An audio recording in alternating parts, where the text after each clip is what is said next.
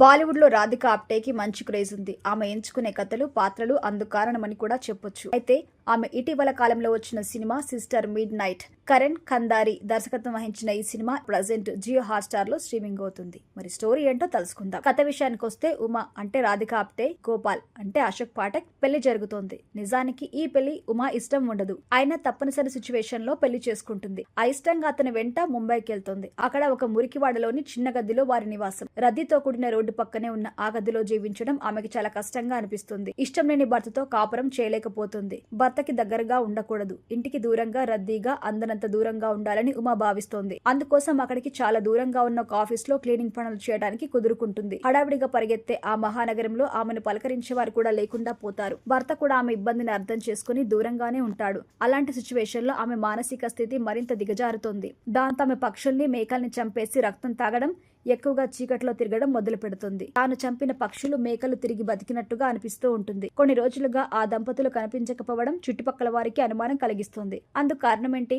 ఉమా దంపతులు ఏమయ్యారు? ఉమా మానసిక స్థితి చివరికి ఎక్కడి వరకు వెళ్తుంది అనేదే మిగిలిన స్టోరీ. ముంబై మహానగరంలో ఒక మురికివాడ, ఒక చిన్న గది, భార్యాభర్తలు, వీరి చుట్టూనే ఈ కథ తిరుగుతోంది. ఇష్టం లేని పెళ్లి, అసంతృప్తితో కూడిన నివాసం, ప్రేమ, ప్రశాంతత లోపించిన జీవితం, ఇవన్నీ కూడా మానసిక స్థితి పట్ల ప్రభావం చూపించేవే. అలాంటి సిచ్యువేషన్ లో ఉమా ఎలా మారిపోయింది అనే దిశగా ఈ కథ నడుస్తుంది. ముంబై మురికివాడల్లో నివాసం, జీవితం పట్ల ఉమకి గల అసంతృప్తిని దర్శకుడు చూపించిన విధానం సహజత్వానికి దగ్గరగా ఉంటుంది. అయితే ఆమె మానసిక స్థితిలో విపరీతమైన మార్పులు రావడానికి వెనక బలమైన కారణాలు ఏంటి అనేది మాత్రం మనకి అంతుపట్టదు. అంతకు ముందు ఆమె గొప్పగా బతికొచ్చిందా, ప్రకృతి మధ్యలో పెరిగిందా, పోనీ విలాసవంతమైన జీవితాన్ని ఆమె కోరుకుంటుందా అనేది చూపించలేదు. వివాహమై వచ్చిన తర్వాత భర్త వైపు నుంచి ఆమెకి ఎలాంటి హింస ఉండదు. ఆమె పక్షుల్ని, జంతువుల్ని చంపడం, వాటిని దాచడం, అవి ప్రాణం వచ్చి వెళ్లిపోవడం, ఇలా అర్థం పర్థం లేకుండా కథ అయితే నడుస్తూ ఉంటుంది. సన్నివేశాలు నిజమా లేదా భ్రమనా అనే కన్ఫ్యూజన్ లో ఉంటాం. పనితీరు విషయానికి వస్తే, పెళ్లి చేసుకుని భర్త వెంట ముంబైలోని ఒక మురికివాడకి వచ్చిన ఒక యువతి చుట్టూ నడిచే కథ ఇది.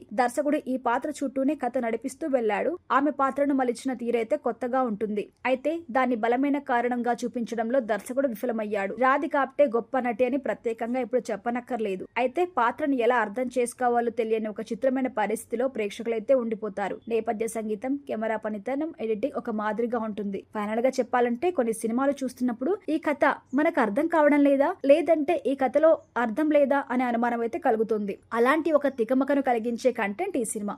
సో ఈ కథ ద్వారా ఏం చెప్పాలి అనుకునేది అర్థం కాదు.